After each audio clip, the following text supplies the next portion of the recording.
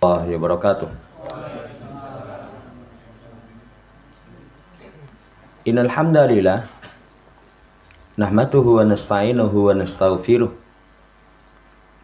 na'udzu billahi min sururi anfusina wa sayyiati a'malina. May yahdihillahu fala mudhillalah wa may yudlilhu fala hadiyalah. Wa asyhadu an la ilaha illallah wahdahu la syarikalah wa asyhadu anna Muhammadan abduhu wa rasuluh. Allahumma salli ala Muhammad wa ala ali Muhammad. Allahumma anfa'na bima 'allamtana wa 'allimna ma yanfa'una wa zidna ilma. Ma'asyiral muslimin rahimani wa rahimakumullah. Melanjutkan pembacaan kitab Bulughul Maram karya Al-Hafidz Ibnu Hajar Asqalani rahimahullah ta'ala. Kita masih di kitab Thaharah, masih dalam pembahasan wudhu. Masuk pada hadisnya Anas, semoga Allah meridainya. Karena Rasulullah sallallahu alaihi wasallam yatawaddau bil mud wa yaktasilu bis-sa' ila khamsati amdad. Nabi sallallahu alaihi wasallam itu berwudhu dengan satu mud. Satu mud itu 2 tangkupan tangan orang yang sedang. Itu beliau berwudhu dengan satu mud. Kemudian bermandi itu dengan satu sok. Satu sok itu 3 mud, jadi 3 gini. Kalau zakat fitrah itu 2,5 sampai 3 kilo. Itu satu sok. Sampai 5 mud. Berarti beliau mandi itu 3 gini atau 4 gini atau 5 gini. 5 2 tangkupan tangan itu cukup. Hadis ini riwayat Imam Bukhari Imam Muslim dalam kitab sahih keduanya. Apa pelajaran dari hadis? Pertama, petunjuk Nabi itu kesederhanaan dalam semua urusan. Dalam semua urusan. Tidak diperbolehkan seseorang bergampangan, tidak diperbolehkan seseorang melampaui batas. Jamaah hormati, ini teladan Nabi sederhana. Dalam pakaian, dalam hal apapun. Makanya ada larangan israf, ada larangan tafdhir. Apa perbedaan israf dan tafdhir? Tafdhir itu seseorang mengalokasikan harta bukan dalam keperluan. Kadang yang perlu belum terpenuhi, tapi dia turuti sesuatu yang hanya sekedar keinginan. Itu namanya tafdhir. Makanya kalau diterjemah boros. Tapi kalau israf, seseorang mengeluarkan harta pada kebutuhan tapi melebihi kebutuhan. Melebihi kebutuhan itu namanya israf. Nabi Shallallahu alaihi wasallam mengarahkan supaya kita tidak israf. Masuk dalam padanya wudhu. Masuk padanya wudhu. Wudhu itu coba segini. Taruhlah mungkin nggak sampai sekian lah. Saya pernah ada kiriman video dari Syekh. Syekh siapa itu? Itu beliau contohkan wudhu di dalam masjid itu dengan gelas air mineral itu cukup. Ini saudara yang saya hormati kesederhanaan dalam menggunakan air. Cuman kalau airnya yang seperti itu nanti sunah-sunah kayak dalek.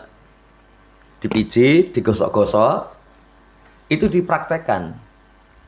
Dipraktekkan supaya nanti airnya cukup. Ini poin yang pertama. Jadi Nabi mengajarkan kepada kita kesederhanaan.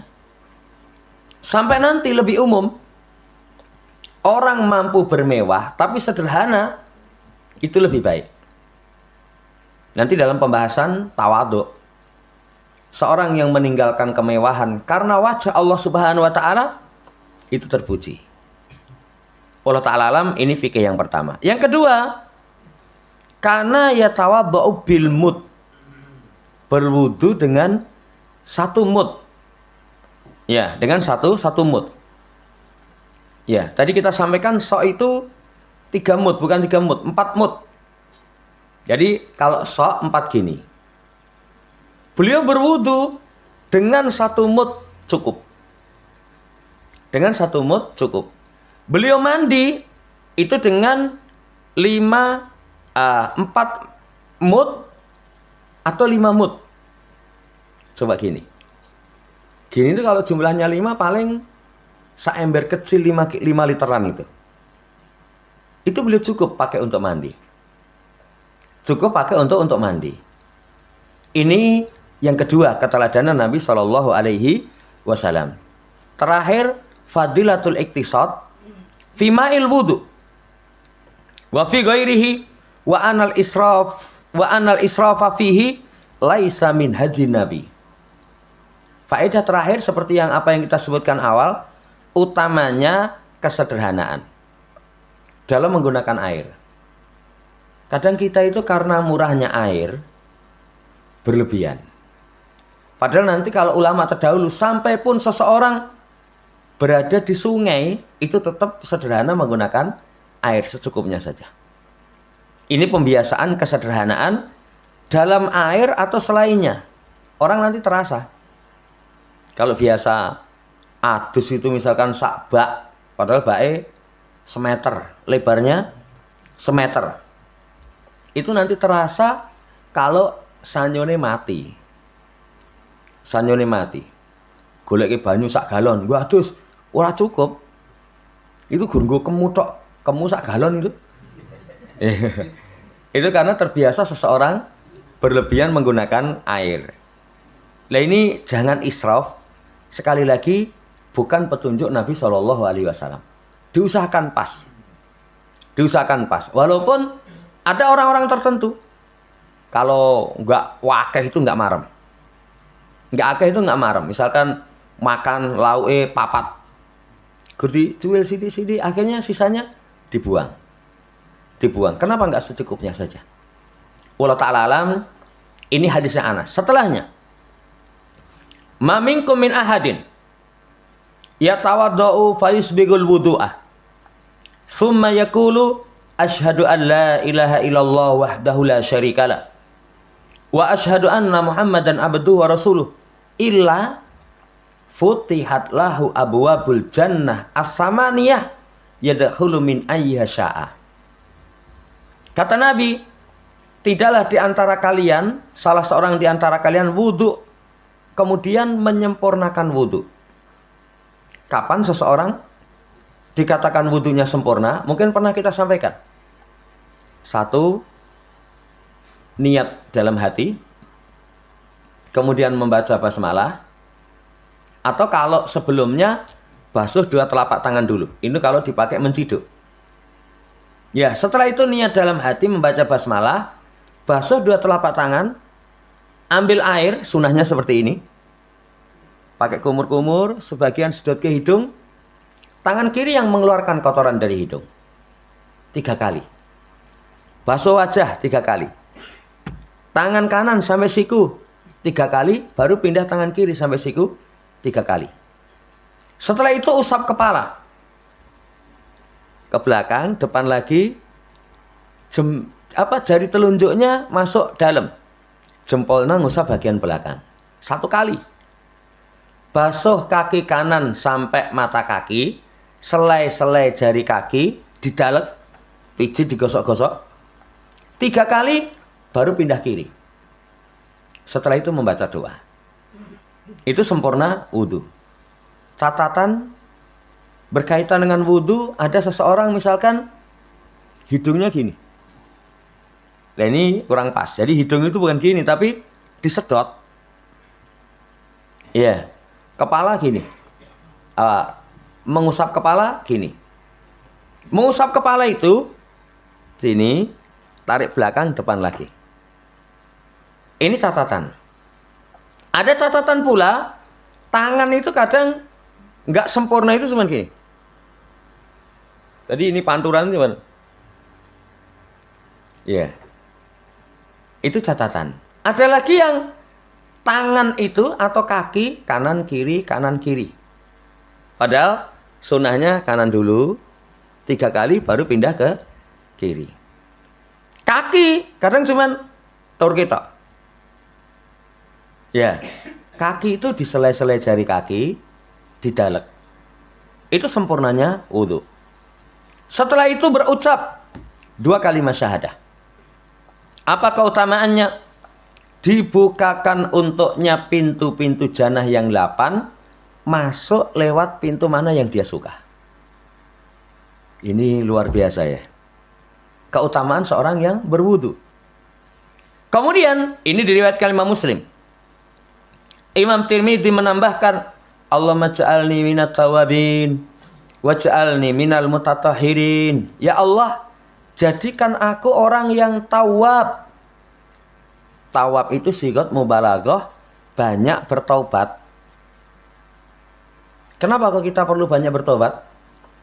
Karena kesalahan kita itu pun juga banyak berulang. Makanya tobatnya juga sering.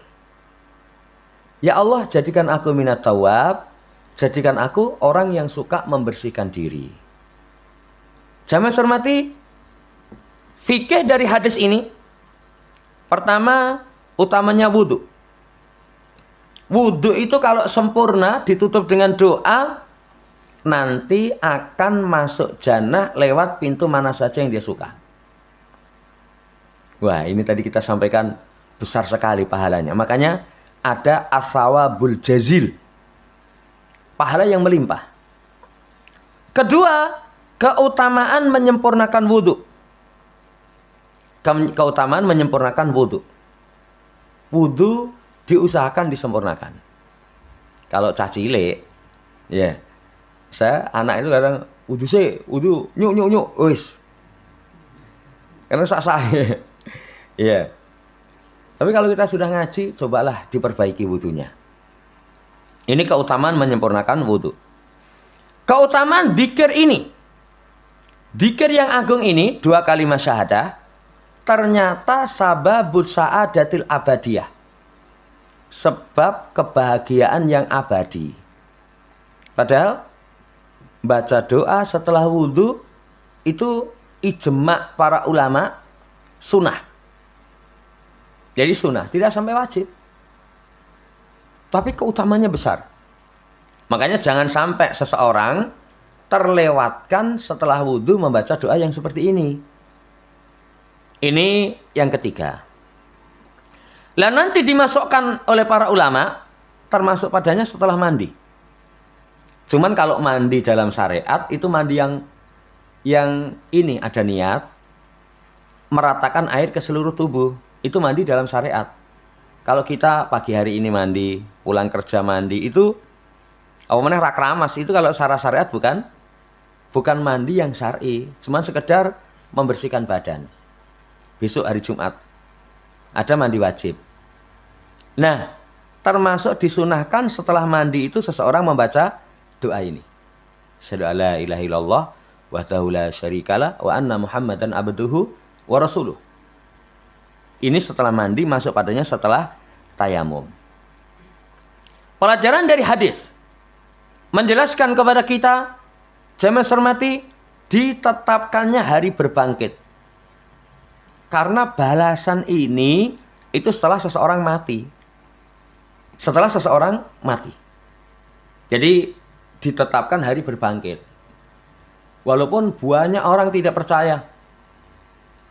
Dengan mengatakan, mosok kita menjadi tulang belulang akan dibangkitkan. Allah maha mampu. Allah maha mampu untuk membangkitkan. Ini ditetapkan hari berbangkit. Dan Masya Allah, hikmah ketika seorang iman kepada hari berbangkit. Itu minimalnya 3. 1, semangat taat. Kedua, nggak berani maksiat. Karena kelak dia sadar akan ada pembalasan. Yang ketiga, keimanan kepada hari berbangkit itu, kata Ibnu Utsaimin, menumbuhkan harapan, hiburan. Kalau seorang di dunia terluput, pengen misalkan apalah pasangan keterucut, ya nggak dapat, nanti Allah akan kasih. Pengen rumah, Allah nanti akan kasih istana. Ya pengen kendaraan, wes Allah nanti akan kasih. Itu hikmah kalau seorang iman kepada hari kebangkitan, dan itu terjadi setelah kematian. Makanya akhirat itu sangat dekat. Kenapa sangat dekat? Karena pemisah kita dengan akhirat cuman mati. Sampai dalam hadis, siapa yang setelah sholat wajib itu membaca ayat kursi, Allahu la ilaha illa huwal hayyul qayyum, itu tidak tercegah masuk jannah kecuali kematian. Berarti kan dekat sekali hari akhirat itu. Kenapa dikatakan dekat? Mati itu bagi kita itu sangat dekat. Sangat dekat. Orang kadang bayangke uripe panjang, belum tentu kok. Bangun rumah Mas, kira-kira 50 tahun kas itu ora renovasi. Dadi bane omahe dadi sesuk mati. Ya kalau guyonane apa itu sing njandakne sepatu ben 100 tahun itu kanjat sepatu nih, ora jebol. Malaikatnya tibane wis ngikuti di belakang dia. Alah, ndane sepatu awet men wong engko bar iki dadi mbok nggo mulih mati. Itu jadi sangat dekat kematian. Ini pelajaran dari hadis. Pelajaran dari hadis. Ditetapkannya adanya jannah, dan jannah itu memiliki pintu 8. Dan nggak usah tanya, oh ndak tak 8 toh. Ya Allah suka-suka, wong Allah yang berkehendak menciptakan pintu jannah ada 8. Lah, pintu jannah 8 itu nanti ada pintu-pintu khusus. Orang puasa ada pintu yuqalu lahu rayyan. Tapi kalau orang wudhu sempurna, membaca 2 kalimat syahadah setelahnya, itu nanti pintu 8 itu dibuka. Monggo, milih yang mana? Menunjukkan betapa istimewa wudhu. Ditetapkan ada jannah. Jamaah yang saya hormati, ya, keimanan kepada jannah ini termasuk sebab masuk jannah. Nanti dalam hadis, siapa yang berikrar 2 kalimat syahadah, berikrar Isa itu hamba dan utusan Allah, kalimat yang Allah limparkan kepada Maryam, roh darinya, wal jannatu haqqun wan naru haqqun, ada halallahu jannata ala makana minal amal. Allah masukkan jannah atas amalan apapun. Dan ini iman kepada jannah dan neraka. Ya. Walaupun kalau orang nggak percaya, nggak percaya. Saya kemarin gabung ini jadi grup kejawen ini loh. Saya cuma pengen tahu aja. Itu ngenyai wong Islam gini. Leluhur kami itu lebih unggul. Lah kalian baru dijanjikan bidadari di jannah. Mbahku Joko Tarub itu untuk bidadari katanya. Itu ya hapus-hapusan padha wae. Ya. Apa bener? Kan belum tentu juga. Oh nggak ada misalkan bukti-bukti ini apa ini. Tapi kayak gitu itu.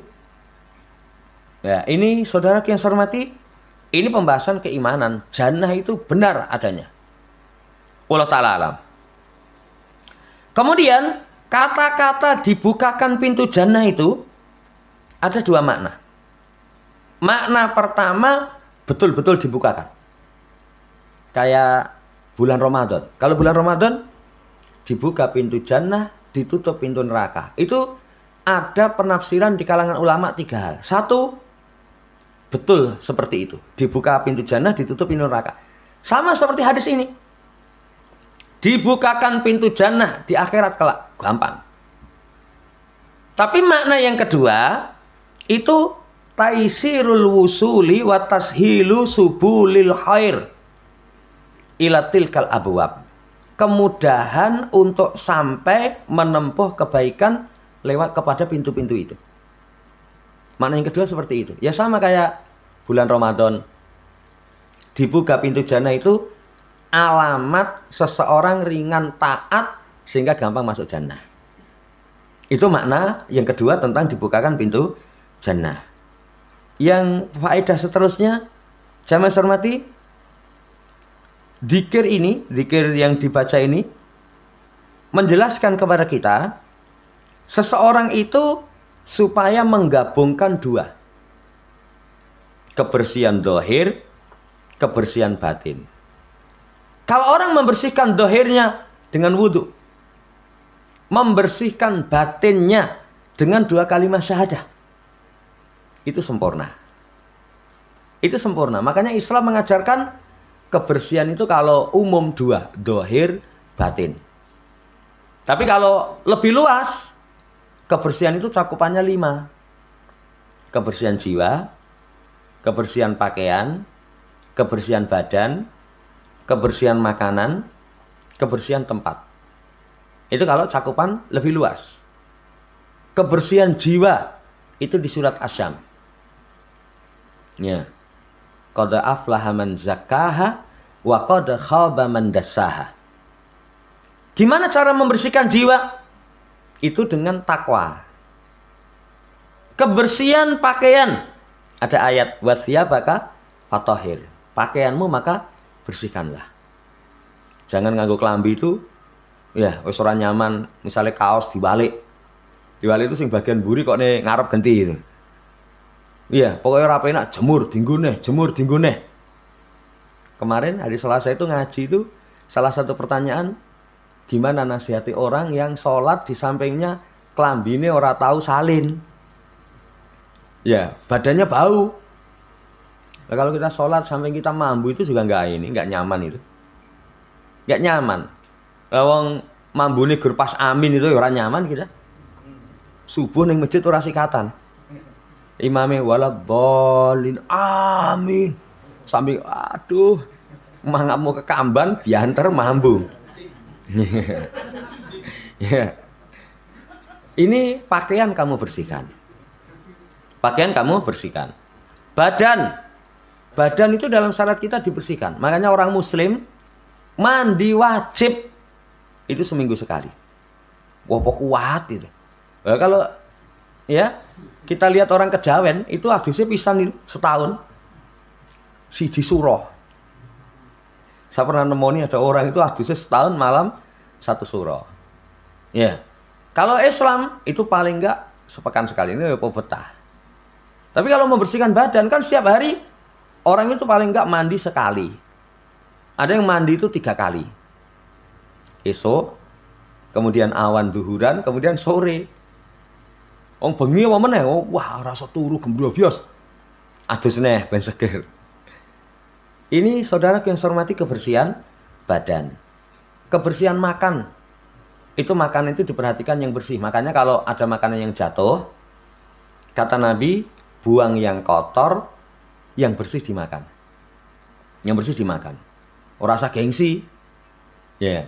Kalau nuruti isin, lawin jiklok ra dijimuk wae wis ra entuk lawuh nanti. Ya, apa meneh kalau masakane lauk itu tahu bacem bunder itu. Bukake kebanteran glunding ya. Ya wis, enggak punya lauk. Padahal itu dicuci misalkan masih bersih. Yang terakhir kebersihan tempat. Kebersihan tempat itu dituntunkan dalam Islam. Makanya kalau kita punya anak semenjak kecil dibiasakan. Walaupun jenis bocah. Ya, itu diajari resian itu anak saya mangan jajan itu kon buang sampah. Itu baru ngomong buang, tapi sesuk ya neng kono neh. Sampahnya di situ lagi. Nah, ini dilatih. Kembali saudara yang saya hormati, kembalinya 2, kebersihan dohir dan batin. Kalau orang mampu, sempurna. Dohir berarti 4 tadi. Badan, pakaian, kemudian makanan, kemudian tempat. Dan masing-masing kita ini harus. Jadi ada sesuatu yang orang itu nggak bisa lepas untuk memiliki kemampuan. 1 ngurusi awake dhewe. Ngurusi awake dhewe itu kalau luar itu tadi. 4 itu tadi. Iya. Jamaah hormati, yang kedua batin. Batin itu dengan 2 kalimat syahadah. Wallahu ta'ala alam, ini fikih hadis. Kemudian tambahan Imam Tirmidzi ini adalah tambahan yang siqah, terpercaya, tambahan yang makbulah, diterima. Sehingga nanti kalau doa pengen tambahkan asyhadu alla ilaha illallah wahdahu la syarikalah wa asyhadu anna Muhammadan abduhu wa rasuluh. Allahumma ja'alni minat tawabin wa ja'alni minal mutatahhirin. Mau tambahkan seperti itu, maka semakin komplit. Tapi kalau dicukupkan dengan 2 kalimat syahadah, itu sudah cukup. Itu sudah cukup. Ya, wallahu ta'ala alam. Kemudian, fikih dari hadis ini, kata Imam Qayyim, kalau orang awam, itu setiap anggota itu membaca zikir tertentu. Setiap anggota membaca zikir tertentu. Itu bid'atun la aslalaha. Kata Imam Qayyim, bid'ah tidak ada asalnya. Kalau orang awam, wah, wong kemu aja membaca. Nanti basuh wajah membaca, basuh ini membaca. Seperti itu adalah bid'ah yang tidak ada asalnya. Makanya prinsip dalam beragama, cobalah dicek tentang dalilnya ada enggak. Ini fikih dari hadis. Fikih dari hadis, wudhu itu ibadah. Seperti sholat dan puasa. Makanya la yu'lamu illa minasyari'. Tidak diketahui kecuali dari syariat. Kalau orang wudhu tidak dari syariat, nah itu berarti namanya ibadah kok. Ibadah itu harus dibangun di atas 2 kalimat syahadah. Ikhlas, yang keduanya sesuai dengan petunjuk Rasul Shallallahu Alaihi Wasallam. Pelajaran dari hadis tawab itu termasuk nama Allah. Termasuk nama Allah itu tawab. Ya. Itu kayak di ayat, misalkan wa ulaika atubu alaihim fa ulaika atubu alaihim fa ana tawwabur rahim. Mereka itulah yang aku berikan taubat kepada mereka dan aku at-tawwab. At-tawwab itu aku yang memberikan taufik kepada hambaku untuk melakukan taubat. Untuk melakukan taubat. Terakhir hadis ini memberikan faedah supaya seseorang itu senang bertaubat. Bahkan termasuk kebutuhan harian kita. Kemarin kita pernah bahas itu di penjelasan ulama tentang kebutuhan harian.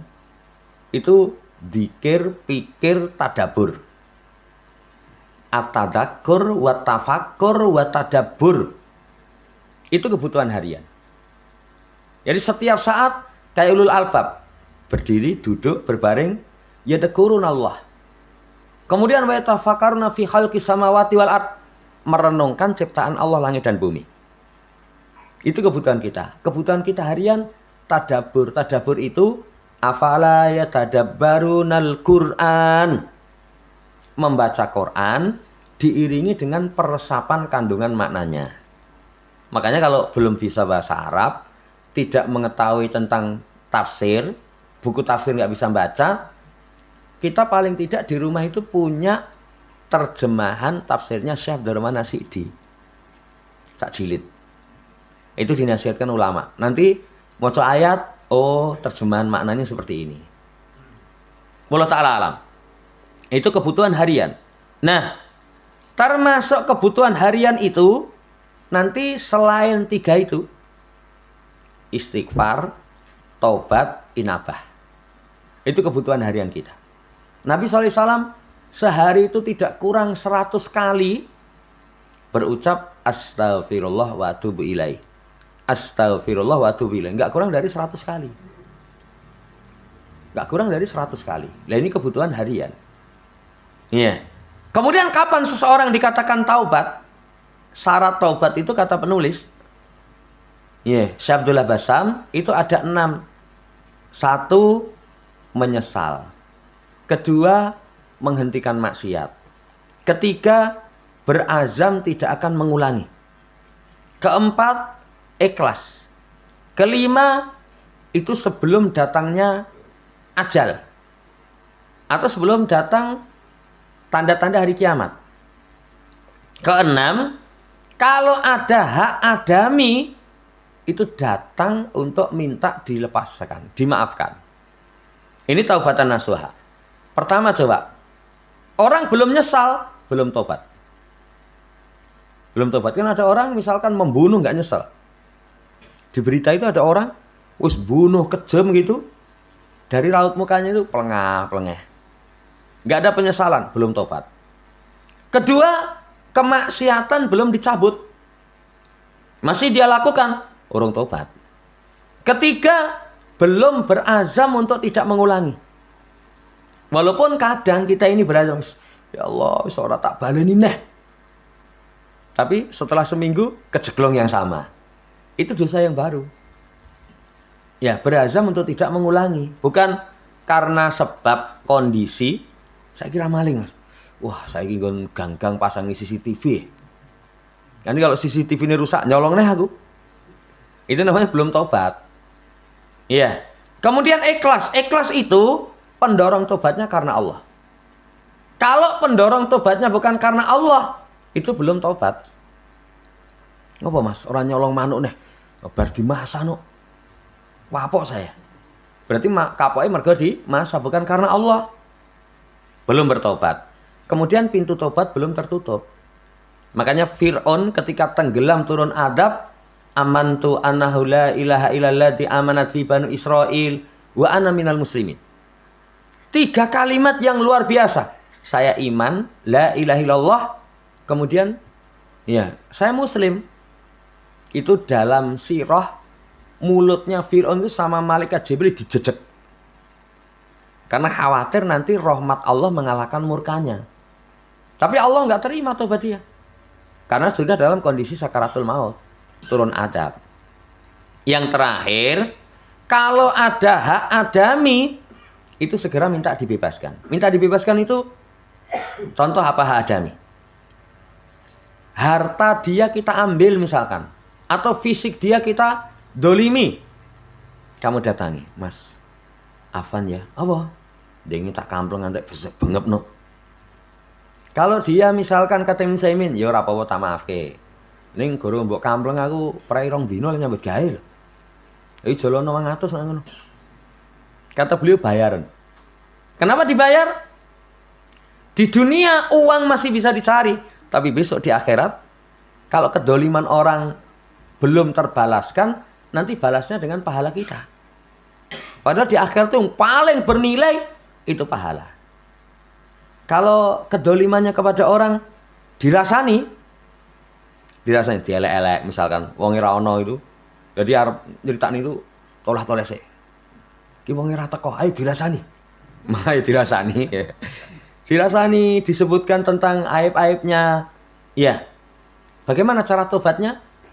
Nanti kata para ulama, di tempat yang kita perjelek dia, itu kita sebutkan kebaikan. Kemarin tuh keliru saya ngomong itu, tiba-tiba bukan dia kok. Ya astagfirullah, keliru, diralat.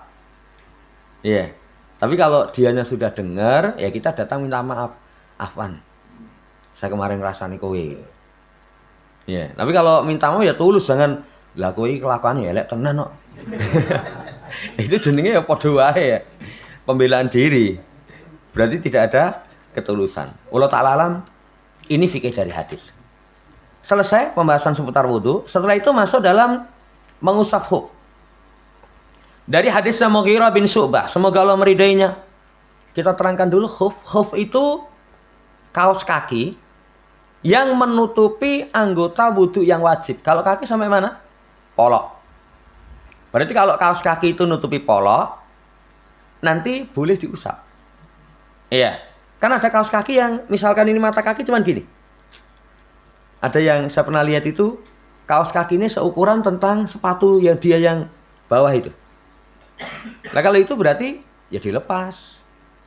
Tapi kalau kaos kaki apalagi yang panjang menutupi mata kaki, itu nanti boleh diusap. Tapi kalau khuf, kaos kaki yang terbuat dari kulit, dari kulit. Kalau di sini jarang. Kalau saya ngaji di Karanganyar itu ada bapak-bapak sudah sepuh, mungkin usia 80-an itu kalau sholat jamaah mesti pakai khuf. Jadi kayak kaos kaki tapi nanti pakai lerekan gitu. Ini khuf. Nah, hukum khuf ini mencakup hukum kaos kaki yang terbuat dari katun, masuk padanya. Mencakup padanya orang yang pakai sepatu. Tapi tadi sepatu yang poloknya ketutupan. Kalau sepatu ketutupan, poloknya ketutupan apa namanya? Iya, kalau Karena ada sepatu yang cuman bagian bawah, polanya nggak ketutupan, dicopot. Tapi sepatu yang mata kakinya itu tertutup, itu nanti boleh tidak dilepas. Allah Ta'ala alam. Dalam hadisnya Mughirah bin Syu'bah, semoga Allah meridainya, kata beliau, kuntu ma'an Nabi SAW, aku bersama Nabi, beliau wudhu. Kata Mughirah, saya hendak melepas khufnya Rasul. Kata Nabi, biarkan dia, karena aku memasukkan keduanya dalam kondisi suci. Setelah itu beliau usap. Hadis ini riwayat Imam Bukhari, Imam Muslim. Yang diusap bagian atasnya. Jadi bukan samping kanan kirinya atau bawahnya, enggak, cuman atasnya usap tok. Ini hadis. Apa fikihnya? Pertama, salah satu dalil bolehnya mengusap khuf itu termasuk nas yang mutawatir. Wah, ini nas yang mutawatir, periwayatannya banyak. Ya, walaupun ngusap sama membasuh lebih utama membasuh. Nah, kalau lebih utama membasuh, ngapain kok harus diusap? Kalau dingin yang sangat, dingin sangat itu, wah sudah. Wudhu, ya tetap wademen. Ini boleh diusap. Wallahu ta'ala alam. Yang kedua, syarat pembolehan diusap itu dimasukkan dalam kondisi suci. Jadi kita wudhu, setelah wudhu pakai kaos kaki. Nanti begitu batal, kaos kaki nggak dilepas, cukup atasnya diusap boleh. Tapi kalau enggak, misalkan kita tadi mangkat kerja kaos kakinan karena adem, kemudian duhuran bisa adem, diusap ya nggak boleh. Karena kita tidak pakai kaos kaki atau khuf dalam kondisi suci. Wallahu ta'ala alam. Kemudian wajibnya membasuh dua kaki. Kaki itu kalau ahlu sunnah wajib. Kalau orang Syiah itu membaca ayat wamsahu biru usikum wa arjuli. Kaki diusap. Itu fikih mereka. Tapi kalau Ahlussunnah wal Jamaah, kaki itu dibaca wamsahu biru usikum wa arjula. Mansub, diatofkan dengan membasuh pada tangan, wajah. Apa itu membasuh? Airnya diturke, itu kalau membasuh. Jadi airnya itu mengalir, itu namanya membasuh. Kalau mengusap, cuman air yang menempel pada dua telapak tangan. Makanya ngusap gini, itu misalkan air sebelumnya, tangannya masih basah, diusap boleh. Tapi kalau ambil air baru, gini boleh. Walaupun saya yang heran itu dulu di televisi, waktu sekarang kan TV sarang ya. Dulu TV itu ketika adzan kan ada orang wudhu. Wudhunya itu gini kalau kepala itu. Wih jenenge orang ngusap, wih jenenge keramas. Ya, mungkin fikir piye itu ya, wallahu ta'ala alam. Kemudian wudhu di hadapan orang itu bukan termasuk aib. Bukan termasuk aib. Jadi kita wudhu di hadapan orang itu tidak mengapa. Demikian pula kemuliaan Mughirah. Mughirah ini Masya Allah khidmat kepada Nabi. Melayani wudhunya Nabi. Sampai ketika Nabi pakai khuf, apa aku lepaskan Rasul? Jangan, aku pakai dalam kondisi suci. Pelajaran dari hadis, ini boleh seorang berkhidmat kepada orang yang lebih utama. Khidmat kepada orang yang lebih utama, itu diperbolehkan. Misalkan ada syekh ke negeri kita, misalkan ya Arab, apalah keperluan-keperluannya kita khidmat kepadanya. Khidmat kepadanya. Pakaiannya kita cucikan, boleh. Ini jamaah hormati diperbolehkan. Sebagaimana Mughirah kepada Rasulullah SAW.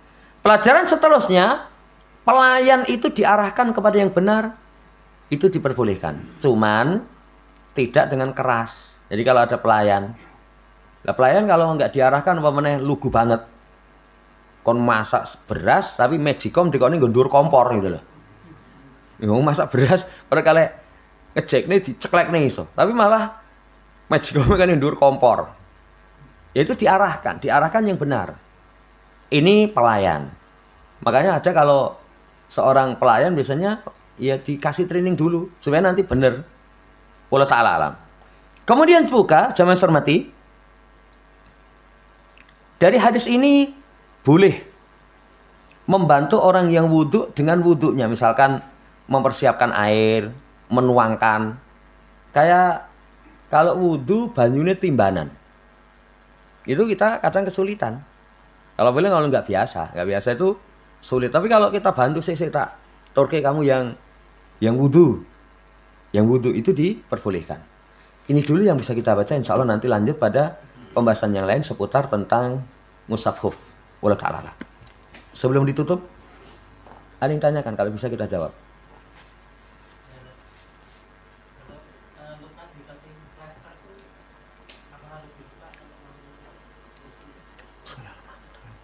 Jadi itu termasuk darurat.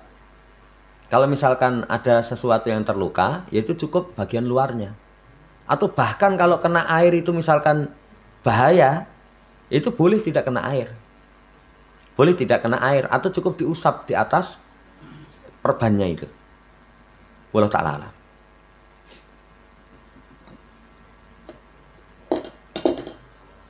Cukup. Subhanakallahumma rabbana bihamdika asyhadu an la ilaha illa anta astaghfiruka wa atubu ilaik. Assalamualaikum warahmatullahi wabarakatuh.